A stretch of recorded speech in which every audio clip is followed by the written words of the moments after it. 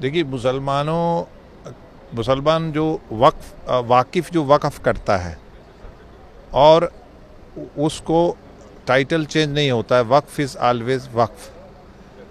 अब क्या हो गया कि पिछले 70 सालों में, मैं पिछले बैकग्राउंड तो नहीं जाऊंगा, ये पाइटी, चैरिटेबल और रिलीजियस पर्पसेस के लिए इस्तेमाल हो सकता है। आप सराय बना सकते हैं, आप अच्छे काम कर सकते हैं, लेकिन क्या हो गया कि वक्फ एक बीमार जानवर की तरह 70 सालों में बन गया।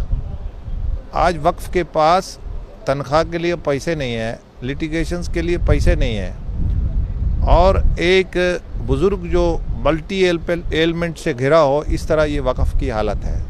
देश के वज़ीर आज़म चाहते हैं कि जो देश का अल्पसंख्यक है उसके एक हाथ पे कुरान हो, एक हाथ में टेक्नोलॉजी हो, कंप्यूटर हो, लेकिन इतने बड़े समाज का इतना बड़ा हिस्सा खुर्द पुर्द हो जाए सामने, और जो मुस्तहक लोग हैं, इसमें मार्जिनलाइज लोग हैं, उनको इसका हिस्सा ना पहुँचे, तो देश के वज़ीर आज़म हाथ पे हाथ धरे कैसे रह जाएंगे। इसलिए इस वक्त ज़रूरत पड़ी वक़फ़ को, जो पाकी पवित्रता थी उसको भी कांग्रेस ने बड़ी साजिश के साथ ख़त्म करा। 1995 का जो एक्ट था, मैंने जैसे आपको बताया कि बीमार जानवर की तरह वो बीमार हो चुका था। जो समाज के लोग थे, जो लोग सत्ता में रहे हैं, खेत ने ही बाढ़ को खा दिया, और इसलिए इसकी ज़रूरत थी। ये इसकी जो परसेप्शन बनाई गई, नैरेटिव बनाया गया, वो एक ऐसा बनाया गया कि ये वक्फ कहीं भी बड़े भाई की प्रॉपर्टी जो है, दूसरे की प्रॉपर्टी हड़प करने वाला एक इदारा है। लेकिन देश के वज़ीर आज़म इसकी जो पाकी, इसकी जो पवित्रता है, इसका जो शुद्धपन है, वो इसका रखते हुए जो भी अमलाक, डोनेशंस हैं, जो भी बाई यूज़र ओरल थी, जो कल तक थी, आगे से ये रजिस्टर्ड हों। प्रॉफिट मोहम्मद सल्लल्लाहु अलैहि वसल्लम ने भी कहा कि जब आप आपस में लेन देन करो, लिख लिया करो। इसी तरह इसकी वक्फ की ज़रूरत थी। मैं जानता हूँ अपोजिशन की क्या दिक्कत है।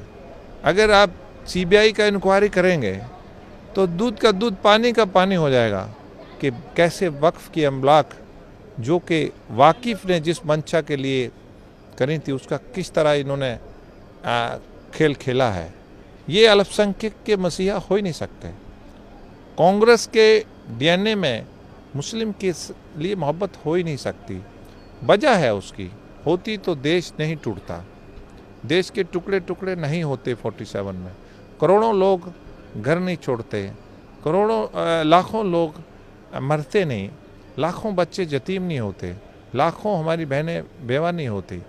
और ये सारा कांग्रेस आज ऐसे आशय पे खड़ी है।